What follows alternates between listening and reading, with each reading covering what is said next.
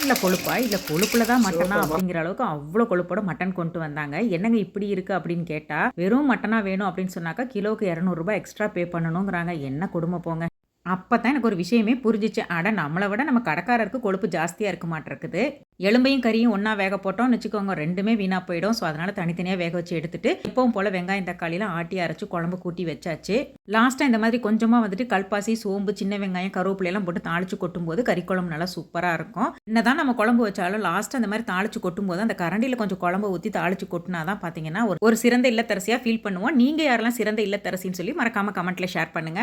அம்மா இதுக்குன்னு ஒரு பொடி அரைச்சு வச்சிருப்பாங்கங்க. இந்த மட்டன் ஃப்ரைக்குன்னு. அதுக்கு எங்க வீட்ல பார்த்தீங்கன்னா, நெறைய ஃபேன்ஸ் இருக்காங்க. என் தம்பி பசங்க, என் பிள்ளைங்க எல்லாருமே. ஸோ அவ்ளோ சூப்பரா இருக்கும். பெருசா ஒண்ணும் ஆட் பண்ண மாட்டாங்க. சிம்பிளா தான் பண்ணுவாங்க. ஆனா பார்த்தீங்கன்னா, பசங்க எல்லாத்துக்குமே அவ்ளோ ரொம்ப பிடிக்கும். கூடவே கொஞ்சம் மட்டன் சூப் எடுத்து அதில வந்து ரசமும் வச்சாச்சு. ஸோ இன்னைக்கு லஞ்ச் வந்து இதுதான். யாருக்கும் பசிக்கலன்னு சொல்லிட்டாங்க. ஃபர்ஸ்ட்டு எங்க மாமியாருக்கும், எங்க பாப்பாவுக்கு மட்டும் சாப்பாடு போட்டாச்சு. வீடியோ பிடிச்சிருந்தா சப்ஸ்கிரைப் பண்ணுங்க. தேங்க்ஸ் ஃபார் வாட்சிங்.